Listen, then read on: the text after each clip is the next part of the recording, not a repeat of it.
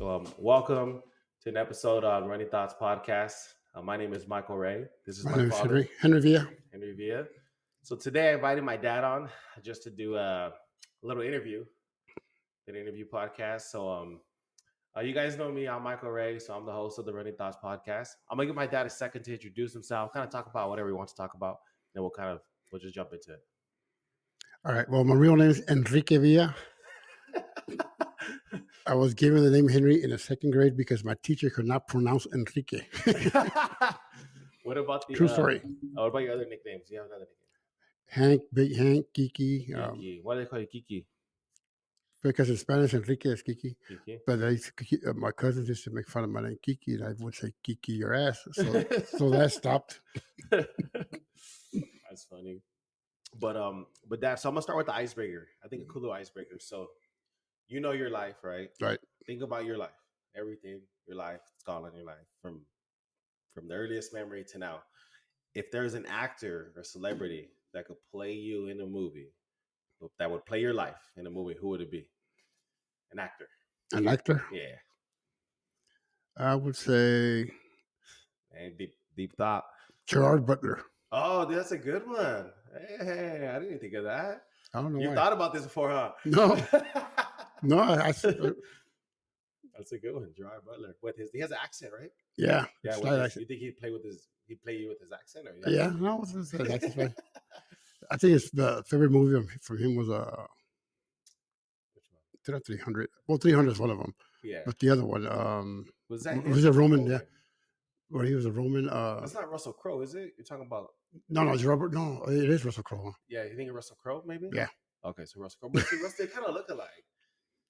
Let's still go for Gerard Butler Yeah, it because could be one. Oh, yeah. Okay, that's fine. Yeah. So that you're talking about.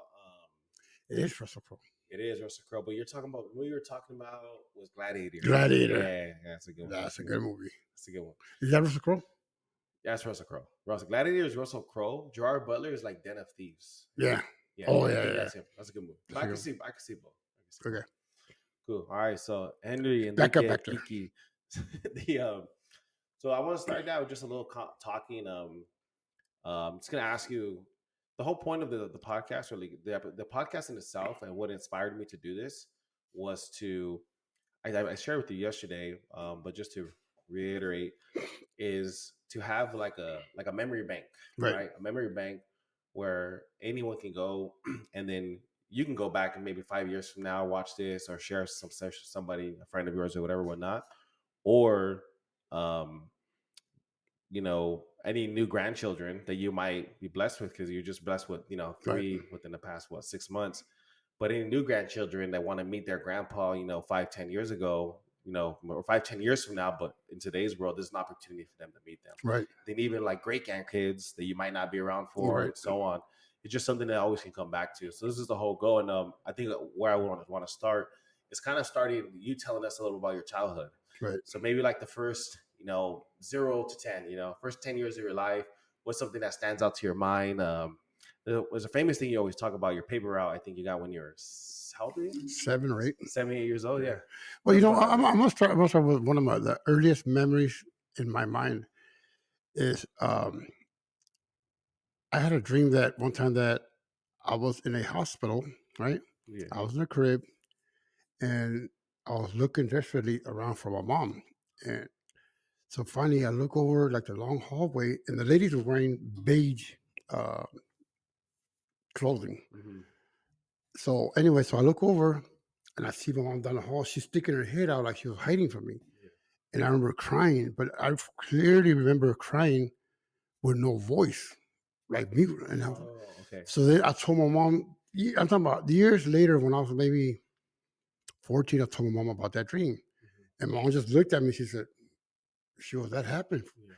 When I was, I don't know if you can see it. Yeah, I said the scar. When I was a year and a half, I was about a year and a half, I had a surgery on my neck, on my throat.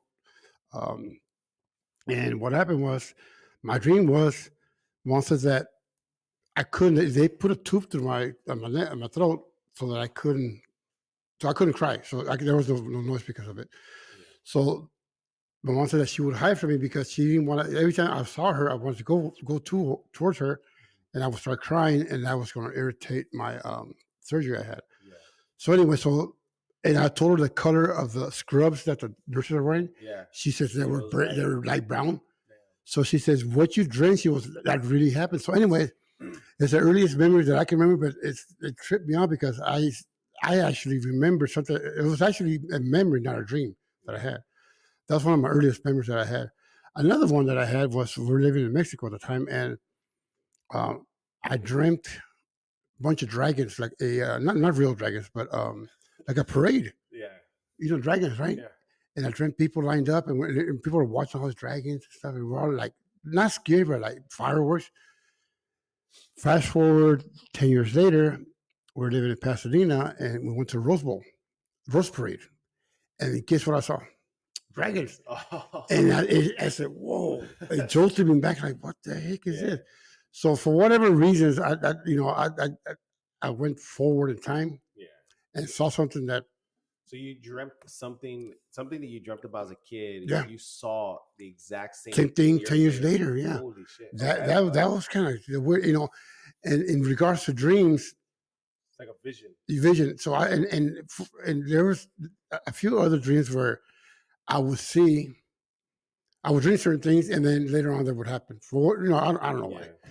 But anyway, so other things that I remember as a child from 0 to 10 was pretty big in my life. I think as a paper route, Yeah. and back then it was not a big deal, of course. But one of the things that Obviously today, digital world. there is Okay. you can't even buy a newspaper now. As a matter of Yeah. fact, this month in March, next month, well, actually today's March 1st. Yeah.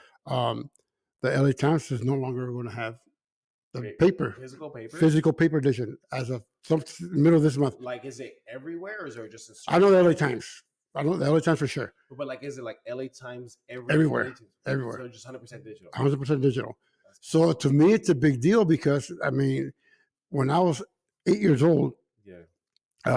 there was a newspaper like a block from my house called Star News, Pasadena-based newspaper, and It's still around, right? yeah, Yeah. Star News. Anyway, so I wanted to work. I don't know where that came Well, from, how but does a 7-year-old get a job? Like, how do you get? how did it happen? Because okay, let me tell you. the concept of that for me, even when I was 7, I'm sure it existed, but it just wasn't around. Well, it's something that's either in you or not in you. I think because I asked a guy because I was going to James Madison Middle School. Okay, Yeah. so the previous year, I had every day on the way home, every single day, I would stop by and ask him, "Could I get a job?" Yeah. Because I had a bike. He said, "How old are you?" I told him how old I was. He said, "No, it's too young. You gotta be 10." Right. So, anyways, I asked him every year, every day. Yeah. So, the following school year, I'd ask him again, and he said no the first couple of times. So then he asked me, "How old are you?" And I lied. I said, "I was 10." So he gave me the opportunity. But this is what's funny because.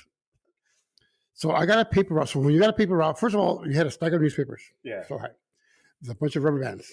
Okay. Yeah. And then on your bike, on your handlebars, you hang this little bag. You would hang it. You wrap it around your handlebars. Yeah. There were pockets. Mhm. So then you got your newspaper stack. You put it on one, and you flip it 3 times. 1, 2, rubber band. Oh, I've seen that. 1, 2, rubber band. Yeah. And then once they're folded up, you put them in your pockets. Yeah. And you take off. Okay. But here's the funny part. So my first route, it was you get your route. It was maybe about, I would say, a little less than a mile from my house. But I got so good at it, I was so fast that I would take off. I would get, do my fold my papers, Yeah. take off, and come back like in 20 minutes. And he was like, the first time he was questioning me. Yeah, because if you just like threw them in the way. Yeah, he said, "What did you do with the newspapers?" I go, Yeah. "I threw it to the house." So, anyways, I got so then I started bugging him. I go, "Can I get another route?" And he's like, "What?" He didn't really want to give me a route. He's like, "I guess nobody had ever asked him." Yeah. Long story short, he gave me 2 routes. So my second route, including my second route, I don't know if he gave me one on purpose or not, but he gave me one past the Pasadena City College, which is about 4 miles away from my house. That is far for sending any kid. Yeah. I think it's 3.5 miles. That's far. One way, 3.5 miles one way. Crazy. But anyway, so I would take a long time. I mean, because Like it was far. 40-minute bike ride. Yeah. Tiring out of all those, and I used to just, because I guess traffic was a lot less busier than it is now. Yeah. But I remember going between cars. I mean, just Yeah. only one time I almost got close to getting hit by a car.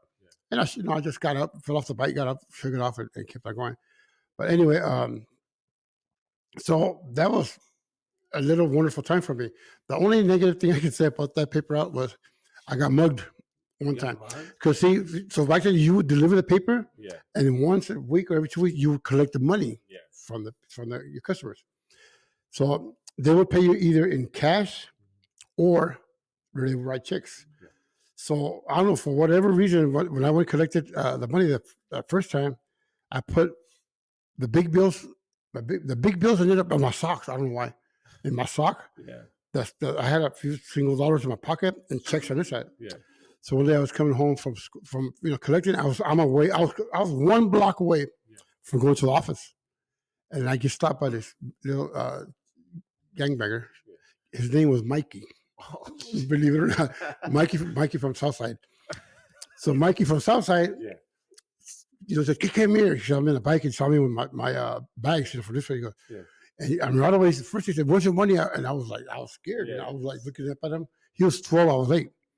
So Mikey went through my pockets. Yeah. And his first pocket was checks. Yeah. So he was in my second pocket. Second pocket was some singles. He got all excited. He took everything. Because that's a lot of money too back in that day. I had like $11 or $13. Yeah, but that was a lot. Oh yeah. And I had like 2 10s in my pocket in my sock. So anyway, he took my money and then he told me clearly, next week at the same time, you're gonna come over here and you're gonna give me the money. And I said, yes, sir. Did you didn't pull them like, what about the 10s? No, he didn't. I know.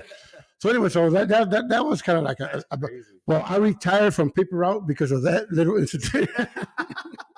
It's a pretty good reason to. But that led me to bigger and better things because I ended up working at the dairy. But anyway, that was some of the things I remember as a child. From 0 to 10. Yeah. And it was with like your brothers and sisters, because at that time you probably had a couple brothers, maybe. Yeah, one of the things I remember. Like Sergio, Chewy, Danny. We was kind of still young, but the first maybe Sergio. These are my dad's brothers. So one of the things I remember as kids, we would watch Speed Racer. There was 3 cartoons that we liked. Yeah. Okay, Felix the Cat, Speed Racer, and Kimba. Yeah. Kimba the White Lion. As a matter of fact, I have a CD from when I was watching it the other day. Yeah. Oh, it's just a cool cartoon to watch. Kimba the White Lion. I recommend it. Yeah. Then I said Felix the Cat. Felix the Cat. Everybody knows Felix the Cat. It's a funny cat.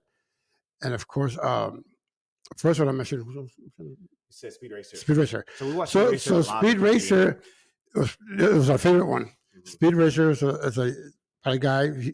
His car was a Mach 5, they call it. Yeah. Car number was number 5. So whoever of our brothers was age 5 years old, he was Speed. Oh, so was the big thing? Yeah. We started watching it late, and I think I was 9. So luckily, Speed Racer's older brother, Racer X, was number 9. So for 1 year, I was Racer X, and then my brothers were Speed Racer. Oh man, that was one of the funnest times I had as kids. We were watching. We knew exactly, and it was shown every day at the same time. We'll sit down and just watch Speed Racer, and who was Spido? Spido, right? Spido. I think Zeke. Zeke, Spido. My dad was Pops. He kind of looked like him. Yeah. From what I remember. We watched it a lot. I don't know if you know. Obviously, we watched Speed Racer a lot because of you. But he looked just like my dad. Yeah, he did say it. He did, yeah. No, we watched it a lot. Chim Chim was a monkey. Chim was a monkey, yeah. I was watching it with Tony not too long ago. Yeah. We watched it a lot because it was an old cartoon when we were kids. So we're kids, but somehow we obviously got into it because of you. So yeah, Enrique was big on it too. Times were different back then. Me growing up, as compared to now, of course, technology is one thing, but we knew exactly the same cartoons we'd watch every time.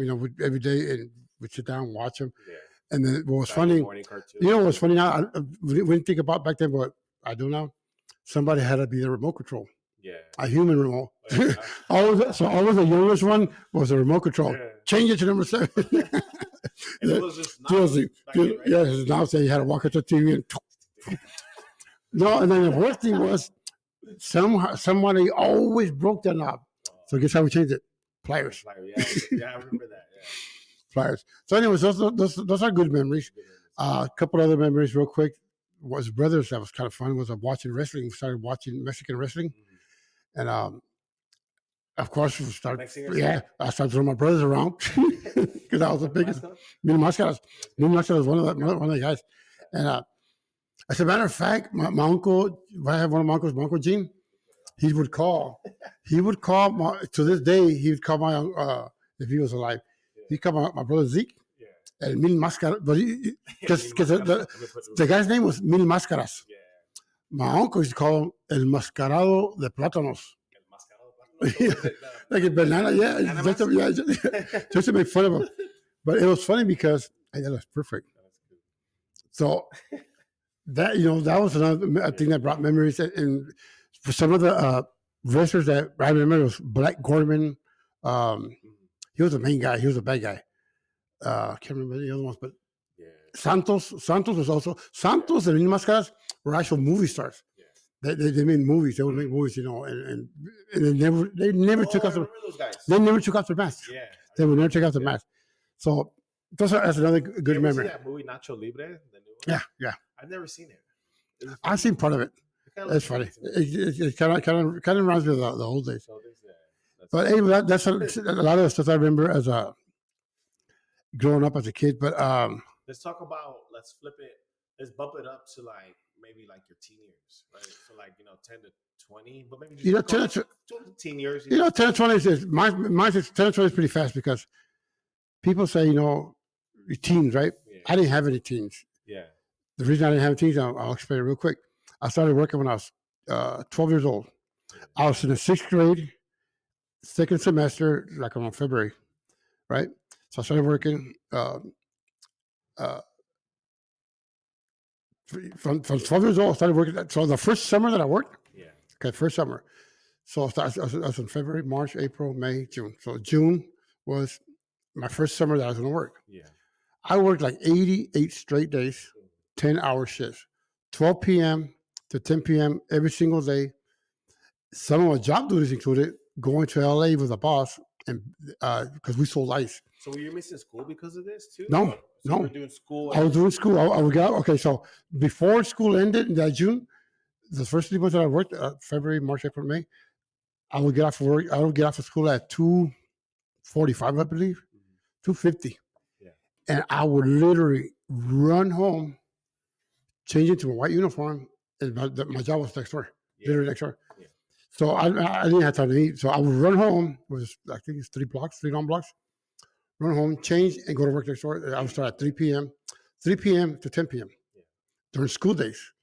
And I was working 4 days a week, and both days a week. Go to school. School gets out at 2 o'clock. Yeah, I'll get 2:45, and I would get home at 10 p.m. If I had homework, I would have to do my homework, and then go to sleep and start the next day. That's crazy. So that was kind of rough, but what was really rough that first summer because, like I said, I worked and I don't know how, but I'm good with numbers.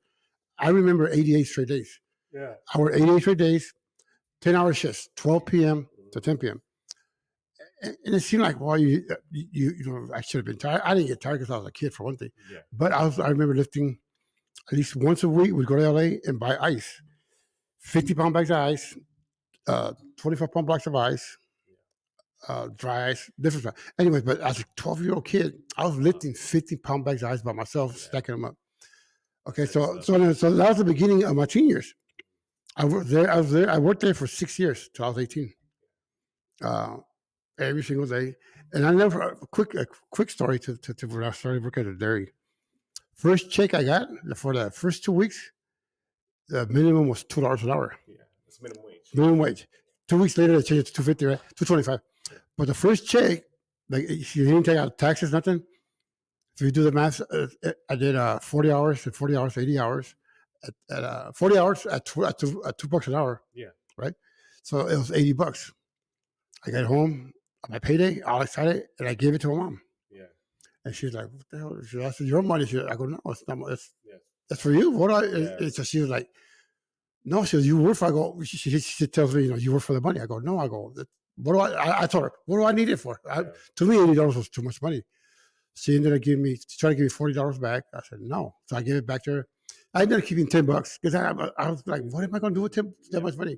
So I gave it to her. I never forget that because after that, years later, my mom, I'm talking about way, way years later, my mom always used to bring that up and tell me that since ever since she could remember, every time I worked, I always worked to give it to her. And being that I lost a mom recently, it's one of the, it's a good memory, it brings back some bittersweet memories, but I did that for her. That's a good memory, yeah. And that's the thing she probably it's definitely been I know it's something for her she remembers forever. Yeah. Life. It's probably one of the final memories that she's thought of, Yeah. I would think so, So, yeah. So and I mean, so and then if I could just sure. not to harp on this because I already know the answer to the story, but we could just kind of talk about it very briefly. And we can kind of just pass through it, but and if you don't want to talk about it, I don't have to. But I think a lot of you having to work throughout that, from 12 years old on was basically, I don't know, like a past situation. If he was around, if I was your dad, my grandfather, kind of was in and out, right? Not around. And I don't know too much. I will, I'll add to that. This is no disrespect to him or you guys at all. It's just this is just yeah. So and it's actually things that happen to a person during your childhood, teenage years is what makes that person as a man. Yeah. Your struggles, your suffering, your good, along with your good. But so I remember my dad had his own demons, I would say, to battle with when he was a kid. I know some of the ones you've told me. He all the way up to, I believe, when he was 12, he was started at 6 or 7 to 12. He would get he would just fall on the floor and get seizures. And his eyes would roll back, right? What? My dad, he would get some bad seizures, and back then they didn't even know what to do with. You're supposed to, a person with a seizure that falls, you're supposed to make sure that you clear the area that they don't hurt themselves. If you don't know, your body starts contracting and stuff. So anyway, so they would pull his arms back, fingers back. So he stayed there for 5 years. Then he got into boxing. My grandma fought tooth and nail for him not to get into boxing because he was hitting and it's going to make him worse. And she would tell him, you're going to end up mentally retarded, basically. But my dad loved boxing so much and he was good at it that he kept, he would hide it from my grandma. We're going out a little bit outside, but it's okay. So anyway, so my grandma, she would hit my dad she would hit him so harsh in hopes that he would understand the seriousness of it. So, but the solution to get what she wanted from him was basically violence to keep him away from violence. You know what she would do? Back in the old days, they had the ironing, the cord, they call it switch. The cord. Switches, yeah. I don't know if they came off easy or what, but it's a long electrical cord, and she would whoop him. She would close the door behind her. That's it. And then she said he knew what was coming. So all he could do was put his hands up, and she would just go off on him for a half hour. And he was boxing though, right? Yeah, he was already 13 or 14, and he would just take it. Can you give me 2 cups of glasses of water, please? And he would just take, 2 glasses. He didn't want to run away, and piss her off more. So he said he went through that for about a year or two. That's insane because just so you know, and I think everyone here is, I think there's there's a lot of resentment towards right, grandpa, and but there's also a lot of unknown. That's exactly that. This is why, and for me, this sheds a light and new. Thank you. You just passed this. Thank you. That's exactly that's exactly what. Before I got into say why I started working, because my dad wasn't there, right? But to give him the benefit of the doubt, So anyway, so my grandma just kept at it, don't stop fighting, and he would behind her back he started having fights, professional fights back then. He started making money. He would give her the money, and she's like, "Where the hell did you get the money?" and everything, right? And how old was it started fighting? 14. So and he was good, right? Yeah, he was good. His Nino was a professional boxer. His Nino was a badass, and he would put my dad kind of older guys, but like my dad could handle. Yeah. And my dad handled every single one of them until my dad ended up fighting a professional fighter that was ranked. Yeah. I think in the top 20 world ranked. Okay. Yeah. And my dad, he hit this guy hard a few times. He hit him hard, but the guy broke my dad's jaw. So my dad said that he went home. He was crying. He got home and he couldn't even talk. He said that pain, and they didn't give him pills, nothing back there. Still no. Just go home. Suck it up. Yeah. So he gets home and my grandma noticed. And she said she wanted to hit him, and then but he was already crying. She freaked out like, what the hell? Yeah. Long story short, my dad ended up leaving his house because he didn't want to. He felt like he was making her. She was suffering because of him, because he wanted. But he said he didn't realize at the time that the reason she fought so valiantly to keep him away from fighting was because the seizures that he had suffered. She said, you take punches because of seizures, you're gonna end up mentally ill. Yeah. And my dad, he never thought about it, right? First of all, nobody explained it to him. Yeah. What repercussions could have been of boxing, right? Yeah. So especially back in that day. Yeah. So he kept fighting behind her back and hearing that. So finally, he ended up leaving. He ended up leaving the house. Okay. I think he was like 17 or 18. He was gone for like 2 years. Yeah, 2 years. And you know what happened in those 2 years? He didn't see her. He doesn't come back to see her. But they had a big family, a car accident where she died. No way. So in that death, so he didn't see or communicate with his mom, and that's a traumatic experience. And he said, so he grows up with seizures. No, that's trauma. Right. And you have says he wanted to fight badly. That's trauma. Right. And then now that. And then he leaves. Passes away. So he leaves. So she didn't want to be around her, so she didn't suffer. Yeah. Right. That's tough life. So look. So he's 20, and that's a tough for 20-year-old person. That's tough life for a lifetime, for 7 to 8 years. So look, so he kept it. He to try to keep. So he was keeping his dream of boxing, and he was getting better and better. Right, he's way better. At 20 years old, he was already fighting. He's going to go into the professionals, right? Yeah. So what happens is my grandma dies along with 4 or 5 other family members in a car accident. So that changed my dad in a way. They saw the bodies, first of all. I don't want to get too graphic, but they saw. They get pretty graphic. Yeah, they saw. They saw it. They saw. He saw his own mother. That's terrible. Hit the dashboard, and their tongue came out. My tia, you told me this. My tia who was San Felipe. Yeah, that's the story for San Felipe, right? Yeah. My tia who was driving had got crushed by the steering wheel. My niece, my prima, which is my dad's niece, flew through the windshield, and my uncle found the baby. I think it's a year old. I don't know how far away from the station wagon that they were in, but found the baby with the head open, and he buried in the brain, everything outside. He buried the brain. I mean, it's horrible. So my dad saw that with his own eyes, right? So you can imagine the trauma that you suffer through that. Isn't there a story that I think you told me because of that? Not to like the topic of my Bob, but like that. There's like an old tale of a lady from like like haunting the highway or something like that. Well, so that happened years later. So this is maybe 1990. I want to say 1995, 96.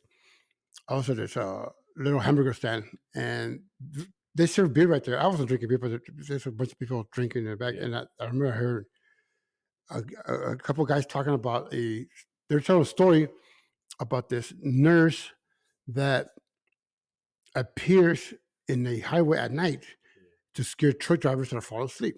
So I started keep kind of being nosy and listening more. And then they kept telling the story more and more. And finally I said, I interrupted. I go, can I share something with you guys? So I started telling them a story about my tia. Yeah. And it is. They made a song and a movie about it. I think it's a song for sure. A couple of songs, different songs, where there's like 10 minutes or 20 minutes before you get to San Felipe, which is where they died. Yeah. 20 minutes before you get to San Felipe, on the way in from Mexicali, if it's nighttime and you're by yourself and you're falling asleep, because I mean, it happens, right? Yeah. And you're falling asleep, a white ghost appears, runs through the highway, which scares the living soul out of people. And then naturally, when you scare like that, it wakes you up. So she does that on purpose to wake people up. Yeah. And it started off as like a little like a wise tale. Like a wise tale, but it's a true story. People, a lot of people think it's just it's a tale. I think things like that really exist. Though. Yeah. You know? So that's where they start off from. Yeah. So anyway, so so they met a song. So that was the whole thing with that accident with my dad. So anyway, so back to my dad. So then my dad said, that would, can you imagine losing family, seeing your mom, family members? So more on his mind, right? Yeah. So then he stopped boxing. Yeah. He said he took it as, my mom wanted me to stop boxing so bad because she had heard that he was still in it, and he was getting like this close to get signing a pro contract and everything. Yeah. So he stopped, and you know, so now you imagine that's why he stopped. He stopped because she just passed away. Yeah, because that was her wish was for him not to box.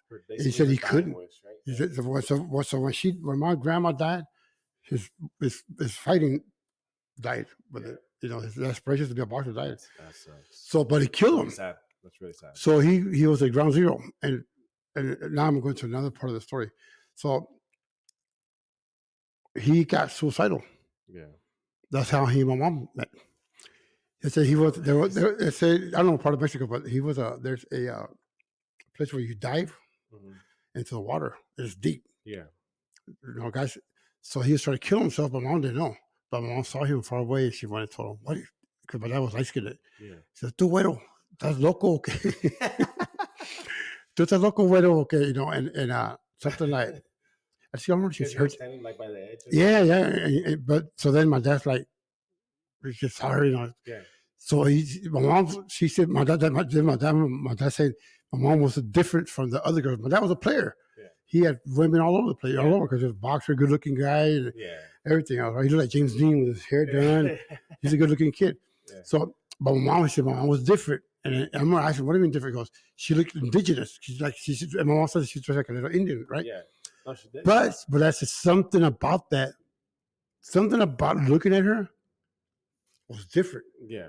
It wasn't like the other girls. The other girls were easy. The other girls just wanted me for that. It's just, and my mom was showing a different type of love. But I said, I don't know to this day what it was, but it was different. Well, I think she showed everybody that type of love. Yeah, you know, she showed a very unique type of love. That you saw it, unexplainable. So my mom had it since she was. Love is what it was. Yeah, so my mom had it since she's always had that love about her, and she ended up getting his attention, and that's how they met and got together. It's a beautiful story, yeah. You know, and then even then, my dad said that when she got pregnant, my dad said that because he had all these other girlfriends. Yeah. He admits it. He had women, older women that had everything for him. He didn't have to work. You know, they had an older lady that had a house for him, had everything. Like a king. He said, I was a king. Yeah. And but when mom got pregnant, and he said he felt bad leaving my mom, and he said, "You know what? I'm gonna stick around and see what I look like." That's such a guy. That's crazy, isn't it? You know, I know most sticking out for the kid. I don't know. Let me see what it looks like. So anyway, so it came imagine most women would be like, "What the hell?" But anyway, I laugh, you know. So anyway, so he said that when I was born, you know how most babies are born ugly. Yeah. I mean, not ugly. Not most babies, but some like people. I don't think it's natural. Yeah. But you know, that natural born baby is wrinkled, and for whatever reason, I was born like plumped up. I was a chunky baby. Yeah. And my dad said, he saw me, said I looked like him. Yeah. He said he fell in love with me. Oh, that's cool. He said he fell in love with me. And from the day, he said from the first time he held me. Yeah. He said I couldn't let go. Yeah. That's a beautiful story. You know, if there's one thing I could say about Bob, because I know I kind of got on the topic, it's, because basically forced you to work young, because, he was in and out of your guys' lives. There's one thing I can say about him is, along with the Maz, the way they show love. Yeah. They both showed crazy amounts of love in their own way, but in a bar, I don't know what it was, but like it's affection. Yeah, it's affection. He was very a very physical love, but not like not overbearing or anything or uncomfortable. It was just a genuine physical love with a hug and a kiss on the cheek, no matter what. Even still to this day, and you can feel it. You can feel it genuine, and then as much as the not so good stuff that's happened, like that's one thing I can say that he definitely did provide. So I think when he said that he fell in love with you, I'm pretty sure he meant it. Oh yeah. So when he told me that, I believe. Not only did I believe it, but I felt it. Yeah. I said that had to be cool. So then, I feel good talking about it right now. Yeah. So they ended up getting together, and there was more kids born, of course. But when we first started, you were saying about how my dad was. He wasn't. The reason I started working Yeah. at the for one thing, here's two things. Okay, and I think it may have gotten misconstrued in a way. I think to you guys sometimes, to my kids, Yeah. it would sound like I had to work to support my family because I had to. And it was more by choice, to be honest with you, because my dad always had ways to where we're getting money, for the rent and stuff. But I took it upon myself to give my mom and my brothers more, Yeah. because I wanted to, right? And then plus just the Mexican in you, just the Mexican, the hard work It's what that you know, right? They work the hard work. the work. Sometimes as a kid, you don't even know that you have a good hard working ethic. Yeah. I didn't know that was freaking Yeah. that I had that in me until I got way older. But yeah, so my dad was back and forth. But my dad, this is what I think now, because looking back, I think that if my dad would, if I would have been working, if we would have needed something, my dad would have been there for us. I know it in my heart. I know my dad would have came back and said, Well, I've heard but the stories. Yeah. because he saw that we were comfortable, he took advantage of it. It's cool. That was my dad. My dad was what's that song? Papa was a Rolling Stone. Oh, yeah. He was a Rolling Stone. No, and as a father, I understand now too. For the longest when I was a kid, I didn't understand. But like, there are certain circumstances, situations in my life where it doesn't allow me to be the father that I want to be, or there's certain times I just can't be where I need to be Right. for the girls. Right. But at the end of the day, what I've learned, a man. Basically, if you're there all the time as a man, you're basically mom 2.0. Yeah. That's not a man's job. A man's job is to provide. A man's job is to show and direct. And sometimes not, missing something for your kids or not being there for your kids in a way, it isn't because you don't care or love with them. It's just about being a man and doing what you got to do. Doing what you got to do. Yeah, exactly. So, because there was times where, like you weren't able to be there for the 100% of the time. You missed like sporting events, or whatnot. Or if I wanted to play in a certain league, like, hey, Dad, I can't do it. My responsibility was to respect what you said, So, and then that's kind of what it came down to. So, I as a father now I understand. So, but he does have a bad rap. Yeah, Father does have a bad rap. And I do empathize. He has a bad rap, but I think we all have a bad rap in our way. I have a little bit of a bad rap. You do too. My dad gets a bad rap, but I'm gonna tell you one thing: I wouldn't trade him for anyone else because, first of all, he's my dad, right? Yeah. Why would you? What most people like. He was a black sheep of the family. Yeah. He's the one that whooped everybody's ass when somebody needed some ass whooping. Somebody I've seen it with my eyes. The thing with my dad. The thing with my dad was different. Was a lot of times if we say, that guy needs his ass whooped, right? My dad wouldn't say it. You would do it. He'd go out there and whoop his ass.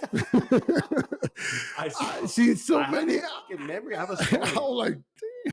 Well, I appreciate you sharing everything you shared so far, Dad. What I'm gonna do is I'm gonna do a little twist on it. I'm gonna change things. So we'll kind of come back to a little bit of story of your life, but I want to go through a little slideshow, some pictures on the thing. I just want to get your initial reaction. So I'm gonna pull out my phone here, and we're gonna slide. So, the first photo right here, we have Gabriel. I'll tell you a little about the picture.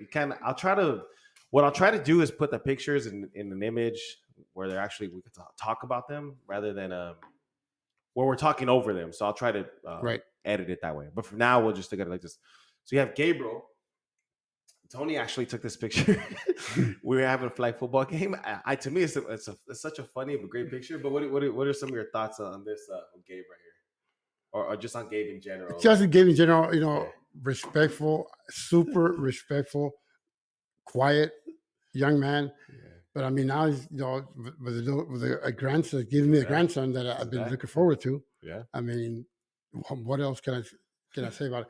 And one thing I can say about it, he's never given me not one reason to have anguish, to be mad, to have concern, to have not one thing that I can say negative to where I worry about Sammy. I don't, Yeah. Exactly. If I had to choose someone to have a daughter, hand over a daughter to, it'd be Gabriel. Yeah. Good kid. Great kid. Cool. Sweet. All right, let's slide to the next one. Sorry, Enrique's gonna be pissed. Uncle Grandpa. This is Enrique. So I thought this was a funny picture. Obviously, of course, he's passed out. Enrique's 40 now. So it's happening. You start falling asleep, you get older. Right? But you know what? But if you could tell me about Enrique. I'm gonna tell you something about that picture right there, though. He's always been quiet, keeps to himself, but he is just as I am excited about having the grandbabies at home, Mhm. the girls, Sebastian, he's just as excited. He just doesn't know how to show it. He's a great uncle. I think he's He a watches. really good uncle. He's good with the baby, with the twins. With Juju. He's just. I've seen him get so close to Juju. Yeah. With Sebastian, he's been so excited and looking forward to Sebastian. It's incredible, Mike.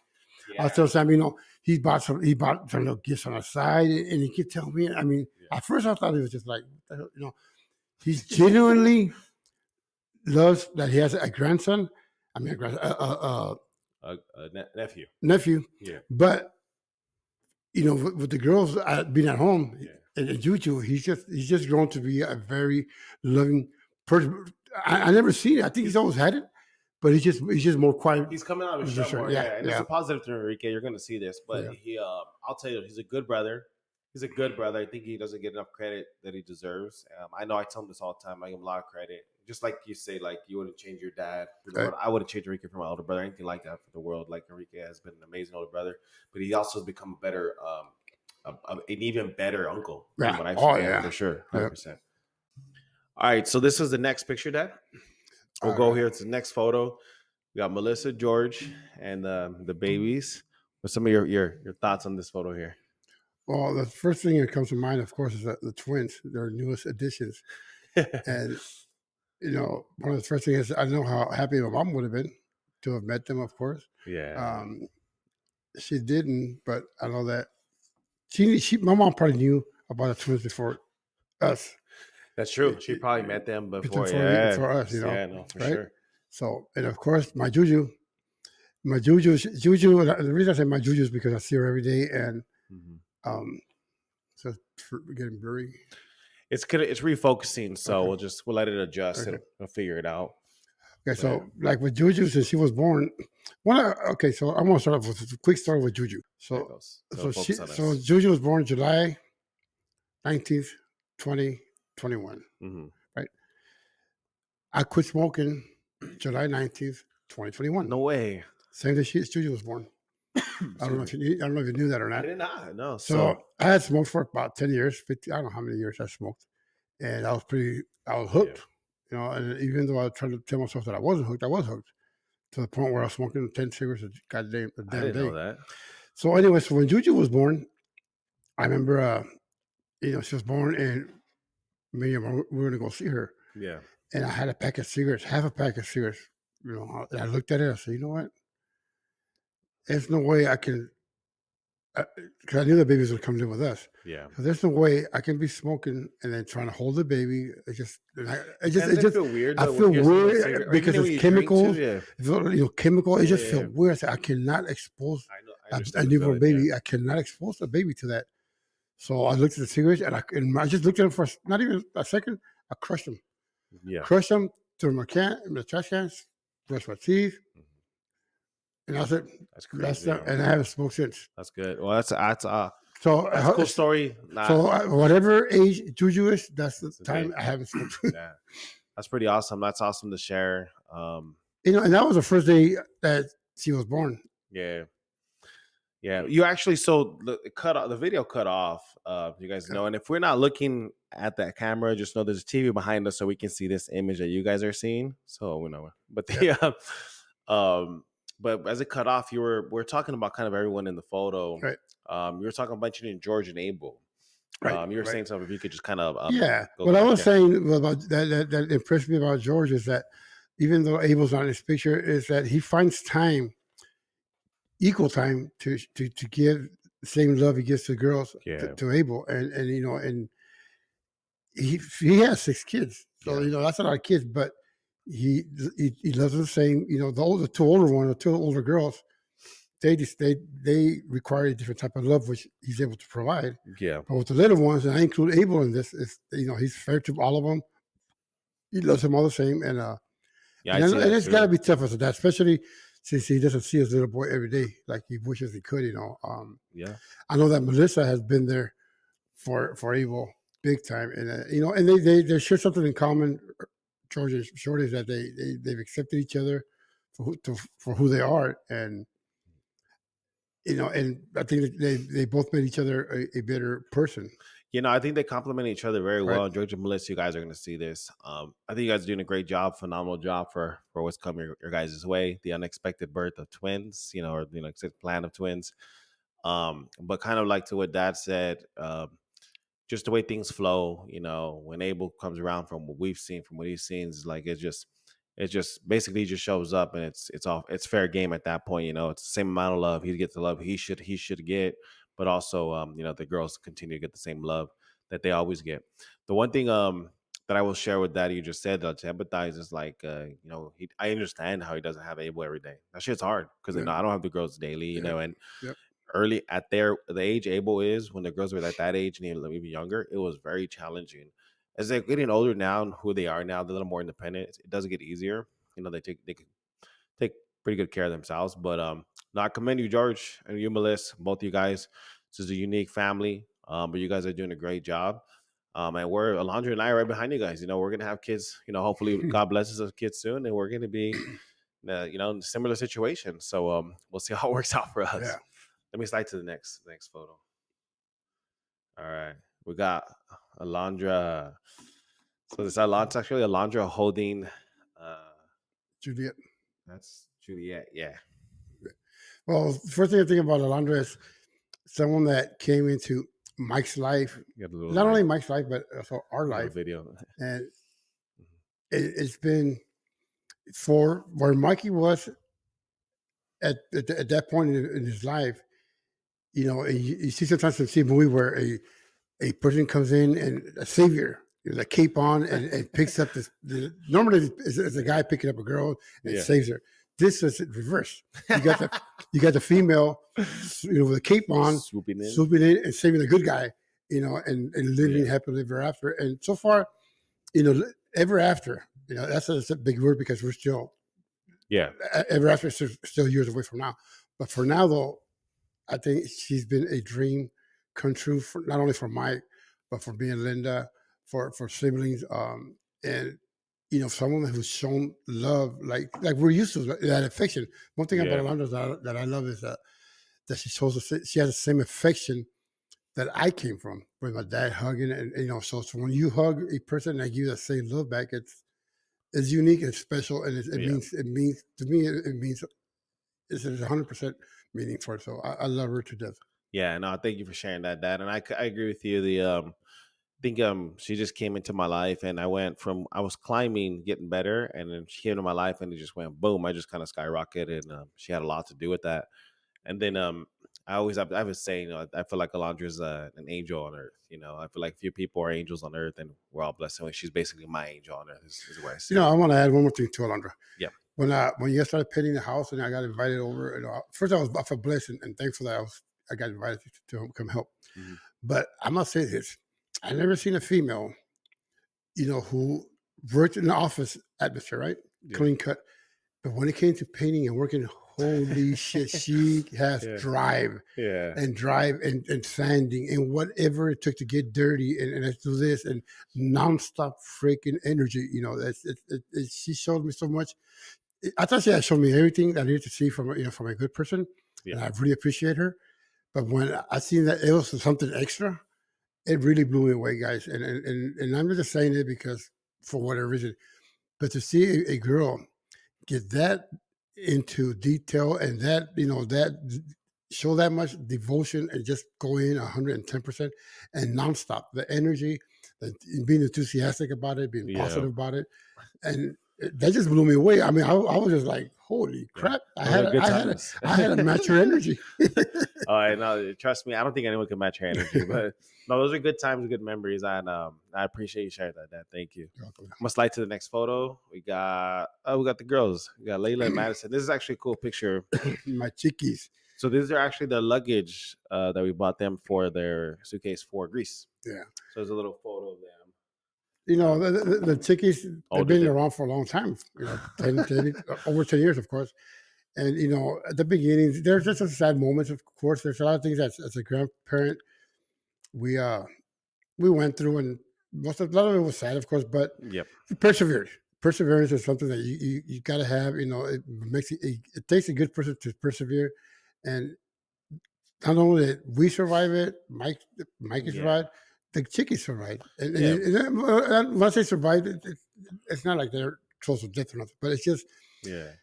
they've been through a lot of stuff, and they're go through a lot of stuff. But Well, they you know were what? just, I won't say been through, they were No, exposed. exposed, They yeah. were exposed to more than the average kid is exposed Yeah. to, what they're going through. But the one thing I'll say too is they're not the only kids that have Right, ever right. been exposed. It's actually Exactly. becoming a little more, unfortunately, it's becoming a bit more common in today's world. But But you know what? Nowadays, but now when you look they at it, handle it well. oh yeah, They're handling it well. not only they handle it, but that's exactly the next point I was going to.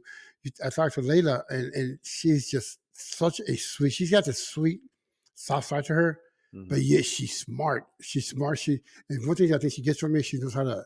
She got fast comebacks. She can be a smart. Witty, She could be a smart Well, aleck. both of them. Yeah, He comes they're across both as witty. being a smart aleck, but I always tell him, when you're able to respond that quick, sharp wit, It's that's wit, shown of, it's just a sign of intelligence. Yeah. And they both saw that. Maddie too. Maddie's quiet also, but she got some wit on there. Oh yeah. I am so proud of my girls. They're intelligent. They're good-hearted. They're not sneaky. They're going to come and tell you, what happens. It is what it is. You're going to take it. They'll face the consequences. Yeah. At the end of the day, though, they're my grandbabies, my granddaughters, and I will freaking protect them and back them up 110%. And they're always going to be right in my book. Well, I think that's safe to assume for all the grandkids with your mom. There's actually another picture of them. It'll come up right now. Let me actually just go to that one first. This one here, and then we'll skip it. So this is little Layla and Maddie. This is when life was simple, Life was simple. That's when they were SWA, Sisters with Attitude.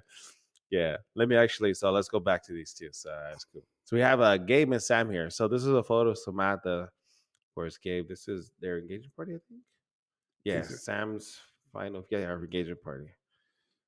So we think about Sam. I'm gonna tell you something about Sam and Gabe. Okay, and it's almost the same thing with Shorty. Okay, I never met, family or otherwise, where you have a girl and you say they've been with the same boyfriend forever. Yeah, and that's one thing one of the things that I'm most proud about my girls is that I'm not gonna. We don't have pictures where they can say, "Oh, this was this boyfriend," or "That was that boyfriend." Yeah. No, it's only been one for both of them.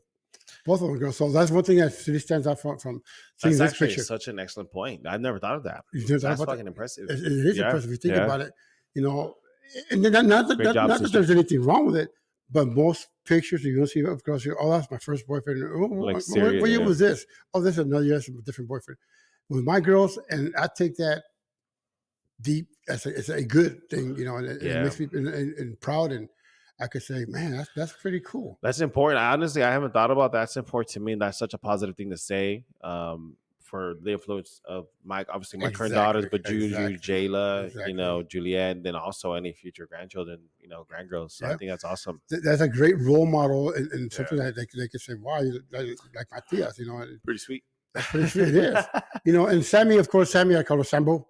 Yeah. See, when Melissa was born, she was my first girl. Yeah. And I remember it was a feeling beyond ecstatic because she was my first girl, right? It was crazy. My God, I never shared that, but it's just the fact she was a girl.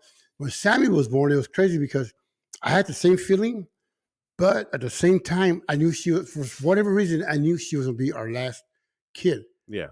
So I was like, it was bittersweet. Like, oh man, yes, I'm happy because she was a baby, my girl. Yeah. But I knew we were going to have no more kids. It was, we hadn't even thought about it, talked about it, but I knew it. Yeah. So, so I wanted to hang on to her longer and make, because I wanted to be my baby forever. Well, she spent a lot of time from you, if I remember. I think when she was little, you took her pretty much everywhere. You were always together from what I remember. Sammy was everywhere, and she's your road dog. And I'm not sure something that I think most of you guys know, but some of you guys may not know. When a couple of years back, we're talking about I had I think 3 granddaughters at the time. I think after Juju was born, and so I was saying, well, I'm ready for a grandson, right? Yeah. And I remember Sammy saying clearly, I was talking about Sammy saying, what did she say? She's going to give you a grandson. She said, her words, "I got you, Dad." Yeah. That's her exact words. "I got you, Dad." And she did. So what can you say? She called it. That's actually good to the next photo here. Look at it. Check it out. Bam, grandson. She got me. Yeah, Sammy said she was gonna get me that, and she got me. Look, that little guy right there. you're He's crying right here. yeah. You know, it's I got older, you know, get more emotional, but Yeah, there's certain things. But my grandkids and my mom is what really gets me more emotional right now. But yeah. that's you know, to be holding a little boy Is is it different? Is it It's different? Like, just I know it's only been a couple weeks, but does it feel different? you Anything know what? different? The first time, like when I was holding him there, probably yeah, a little bit, but not as much. I think that the more time because I held him a couple days ago, Yeah, I felt even more. So yeah. now it's starting to grow It's more. gotta feel different. Yeah, I Yeah, would so think now so. because as soon as he was looking at me, bright eyes open, and just Yeah, looking at me, you know, like yeah, there is a difference, but yeah, the girls still outnumber them. Though. yeah. I think each kid, each grandkid. I mean, obviously, I don't know, but like, cause I look at my nieces, nephews, and the girls that I have, my daughters, but and then the future kids. I think it's just there's specialness to each and every single ones. But I could just feel like imagine that it would be different you for a know, you boy. know. Like, I mean, I haven't felt it so much with him, but I know I am.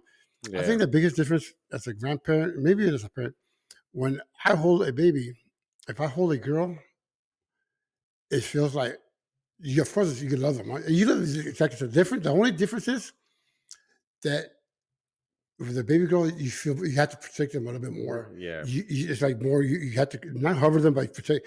For the little boy, because I'm a boy, a male, man, you know, like we can do it on our own. yeah. We have to do it. We have You to don't go have out a in the choice world. sometimes. Yeah. So, and So you unfortunately, it felt different with us. Like, yeah. So my brothers and I. unfortunately for the little boy, even though he's a little baby boy, you know that he's gonna be okay. Yeah, He has to be okay. yeah, He's gonna be okay. He's yeah. tough. You don't have a choice. So yeah, but no choice. We That's don't. the way God made us. Yeah, So that's the only difference. So it's not so for much sure. that you love one more than the other. It's You know just that with one, it's gonna be okay because he's gonna do it on his own. The other one, it's just their natural instinct is to you want to protect. protect. Yeah, Like the girls, the chickies. They're yeah, older. I worry about them because of the way the world is. Right now. I'm like, I wish I yeah, could be there every single day, just making sure that they're okay. But yeah. you can't. You know, just to touch on that, I used to worry a lot for them for obvious reasons, right? For what we know, they had to kind of see and stuff. But I don't even know because sometimes I still worry, but I don't find myself worrying as much anymore because worry obviously doesn't help. But the faith, I just having faith in Yeah, God, just being yeah. able to get closer to God, have faith in, but trusting God that it's in there in God's hands basically when they're not with me. You know, God allows me to protect them when they're with me. You know, He allows me to be there for them, but when they're not with me, God's basically got my back. And Their back. I hope that Yeah, through our podcast right here, yeah, eventually at a later date, we'll actually get a little bit more deeper involved in religion, which is something I'm barely starting. we will. You know, that's gonna be our Well, goal. yeah, I went to the men's group. Oh, I should tell you about it. I went to the men's group. It was pretty cool. You should come. It's Wednesdays, and then if you can, no big deal if you can. Sunday's church. Alondra went to women's group, and the girls went to teen group. The teen group was like tight. It was Yeah. cracking. They were Oh yeah. bumping music. It was like dope. They had games and stuff, so it was cool. I have my schedule's different, but when I have Wednesdays, of course, Yeah, we'll talk about it Yeah. off camera. Let me go to the next one. So that was that one. Oh, we got the girls again. The two little sisters. One thing I don't know how Shorty does it. Well, actually, I asked her, I said, "How do you do to catch so many good pictures?" Because she Oh, catches yeah. some great pictures. Yeah. So she showed me her phone last time. She takes about 100 pictures. Oh yeah. Eventually, she catches one. Yeah, she did tell But me they that are too. photogenic, man. Those are my three little lovely ladies. So I'm gonna try to split this screen like where we're actually talking over the photo and it's just a slideshow of the photo when I edit. I think I'll be able to. But this will be good for us for now. Yeah. All right, let's see what else we got. We got a couple more. I got you, and my mom here. Oh, Cool. So it's a cool photo of you, my mom, and Juju. Juju made a lot just of being photos. what you know. It's Enrique's birthday. Yeah. As you get older, that's what it's all about. You know, Yeah. being together for one thing. Yeah. Being together, a couple, and then holding one of your grandkids. Yeah. That's life. Yeah. That's it. That's it right there. Yeah. It That could was a be. great We could time. be. My We mom could. put Yeah, together a great party. Shout out to my mom for Enrique. we could be. Yeah. All. Your mom did a. Yeah. Your mom always does a great job with that. Yeah. But you know, that's what it's all about. Really, still being together, me and her, and holding one of our grandkids. That's it. That's life. That's dope. That to love me, it. you know, Simple. and that keeps us young because you know, I think the fact that our chickies, the babies are there with us every day, Yeah. it's crazy. It's therapeutic. Yeah. You know, it does keep you young. Well, it brings life, I think, to the room. Yeah. The one thing I say is like we could have like 5 adults here in the room, right? 5, 6, 7 adults, right? Talking, cool. Chilling, talking, hanging out, whatever. Maybe nonchalant. You bring a little toddler Running 2-year-old around. toddler in there, it changes the Right. whole dynamic Yep. of the room, and so much life becomes involved in the room. And I Yep. think, you know, for Melissa and Georgia, and then, you know, what they have going on with their babies, the babies that, you know, Andre and I kind of have, and, you know, and all that. It's just, and Sam too. Like, it's just, there's just brings so much life. So I Oh think yeah. for you to say that, you know, being together with my mom's awesome to hear, but and also holding one of the grandbabies, I think that's awesome. So I think that's a simple answer, but like it's simple Yeah. as I think it's just the right Just answer. your mom babysat Sebastian the other day. Yeah. First time ever. Yeah. She was all excited, man. Yeah. And I was all jealous because I was at work. Did you get to Yeah. taking lunch? So during lunch, I went to see it. I Yeah. held them. Yeah, we were there for a little bit. We I held them and everything. So, you know, it was cool, you know. But I was like, man, this is cool. But you could see, I could see it in your mom. Yeah. She's all excited, you know. Fired up, It brings life. Yeah. No, Sam told me she called mom and she's like, hey, can you? Yes, I'll watch him. That's what she didn't even let her finish. Yeah, bring him. All right, let's go. We got Tony. You can't forget about Tony. This is Tony man. tattooing himself. I don't. You know, remember that commercial? Tony, if this does not sum up who Tony is, I don't know what photo does. Remember the most interesting man in the world? Yeah. The most intelligent man in the world. Tony and I, you know, we're doing it for a while now, for a few months, where you know, we'll go eat something and just take a drive, whatever. Yeah. And man, we have some intelligent, incredible conversations that, to me, I say thing with you. Yeah. But to me, it's I never would have thought it in my life when I was younger that I would have an equal person close to me, relative, let alone my son, that I could have talked to, and it's just natural. Yeah. Because and he tells me the same thing, that, you know, I do, because they're actually intelligent conversations, because stuff that I've read along the way, and you know, I thought I knew about her, and he'll come right, move back and forth, and just sharing stuff. Yeah. And it's so cool because we just relax. He's gotten better though. The thing is, he's improved so much with who he is as a person in a whole. Because Tony was kind of like Tony to himself. He's very reserved. He was reserved. You know, not in a bad way or anything. He was just reserved. Yeah. But when I'm saying he's gotten better, he's just opened up. He just out of his shell. Like, I feel like I could talk to him about anything, and it's cool. You know, like, man, he gives me advice. You know, and one thing I've always said is, or believed in, is just because you're the older person doesn't mean that you can't accept or take advice from a younger person. Yeah. I take it from anyone, but Tony's giving me some advice, and I just look at him like, you're right. Yeah. But this photo is really interesting. I really, this was like, I mean, I don't know. This just sums up Tony. You got computers, you got some writing in the back of the wall, you know, people signing. He's on his computer. He's fucking tattooing himself. Doing something. Yeah. Just, he's always playing with doing something, you know, like. Let's not leave out his newest project. The Dotson? The Dotson, right? He took it all apart already. Yeah, it was crazy. Let me tell you something. As a person that knows about cars, the stuff he takes apart, I just like.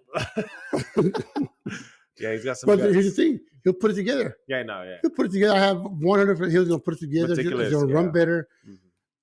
You know, Tony's one of a kind, man. Yeah, that kid is just. You know, people say smart. You know, there's got to be another word for smart. You know, and one thing I didn't know about that he told me recently was that he goes that being him are the same in a way that we show empathy.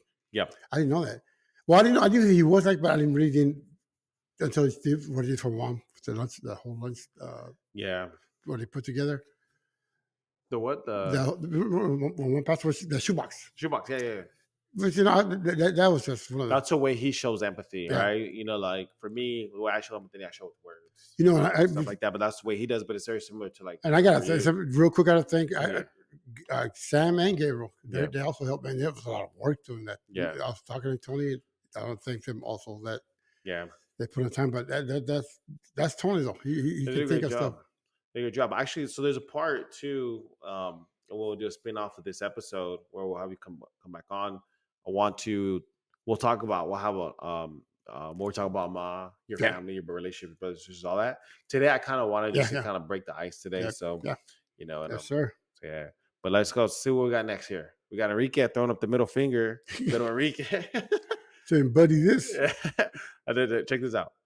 We got Juju. Her version of your number one. And then we have Sebastian. You number two. You number one, A Grandpa. couple middle finger segments. Look at those eyes, though. Yeah. There's something about his eyes that are mystical. Just big old eyes. He's taking in the whole world. Yeah. Just taking the whole world. Like, oh, okay, all right. He's telling F the world, huh? Yeah. Sorry, my bad. Oh, tiny. Who's all tiny? Yeah. So we'll close out with a few things there. So just kind of we talked about, you shared. We learned about you a little bit today, right? So I think it's awesome. I appreciate it. We learned about a bit too. We learned a story about our ma. We went through these photos. We learned about your early childhood memory. So I really want this to be something. Really, the whole goal initially was to get better, be better. But like for something like this, I want to be able to have conversations like this too. Right. Because I do think this makes us better, you know, right. In a sense where it's therapeutic. But the and then we of course went through the photos together and all that. I want to thank you. I just want to thank you for putting this together, of course, for being thoughtful, for bringing me on board. I'm proud of you. It's something that only you would think of. Thanks. Like, I don't know, 'cause, you know, but and I mean that in a great way. When you told me yesterday, I was like, you told me two things. So yesterday, the day before yesterday, that just I heard your mom. I told your mom, my heart was just overjoyed with happiness. Yeah. First, the number one thing you told me was about you guys going to church. Yeah. That just, you know, anytime you talk about church and you go that route religiously, it just blew me away. Then when you told me about this, I'm like, by the way, it's the memories that you want to build, you know. For sure. 30, 40 years from now, it's not so much that they're going to help someone, but you want to hear, okay, you know. I think it is, honestly. And then I don't think for me, it's like, I'm not in it for like, if people do podcasts or they make these things, like I genuinely mean it. Like, I'm not in it to make money. It's more a hobby, but I can't let it take away from my career because at the end of the day, I got to make money. I'm not going to lie. Like, I'm sure Cody. Of course. But but I do think it could be something special. I do think it could. I think I could do this. I think I could actually make money off if I really tried. I could do this for other families, other people, stuff like that. You know, have these moments. But right now you're going in with your heart. But yeah, to me, this is what I want. I just want it to be something for my family to look back on. You know, because check this out. Like the way I see it, and just so everybody listening is, let's say, you know, one of my uncles, my Theo Zeke, whatever, you know, he's just chilling, you know, because he lives pretty far, right? Is it Palm Springs or something like that? And he just like wants to connect with us somehow, see how Henry is doing. He just flip on this, boom, you know? Or if I want to see how my Theo throw down my Theo Zeke or one of my other uncles, I drive to him. He comes here, we record, boom. He could show his kids, he could show his friends, you know, people like, you know what I'm saying? Like there's the reach is unlimited, basically, you know? And then it's something I want to capture and have recorded video forever. And then basically too, you talked about your grandkids a lot. Layla and Maddie are pretty old, or a much older, so they'll have memories of you at this age, but they won't know everything. Right. But little ones, they fucking, you know, they might not have any memories at this age, but when they're older and they look back on this and they see this, like, damn, that was my grandpa. Damn, he looked young. Yeah. You know? Damn, I was asking Uncle Maddie. Mike looked good, but I was like, what happened, Uncle Mike? You know, because I remember I was asking Maddie not too long ago, as a matter of fact. I go, Maddie, do you remember when you were little that you'd come over and we'd go across the street? Yeah. You say, yeah. You do remember? Oh, I go, she got good memory. I was like, that's good. And it made me feel happy because I know she remembered. Because I had always wondered. Yeah. Did she remember that? And that's part of the whole thing with the transition. As they get older, you no longer do the same thing because they're not little kids anymore, right? But I used to wonder. I used to think like, well, we don't do it anymore, so they probably totally it's gone from the memory. No, she still remembers it. Yeah, so it made me feel happy. Yeah, she remembers. She has a good memory. They both do. They still remember a lot. Maybe too much sometimes. They hold it to you. So, but we'll close out with this, Dad. I love you. Thank you for doing this to me. For everybody listening out there, thank you guys so much for checking this out. You got the hug on camera. So for anybody who had the opportunity to tune in, thank you guys for tuning in. Appreciate it. This is a new setup, so hopefully the video, everything sounds great. If not, whatever, we'll get better. But yeah, I mean, like, subscribe, follow, all that good stuff.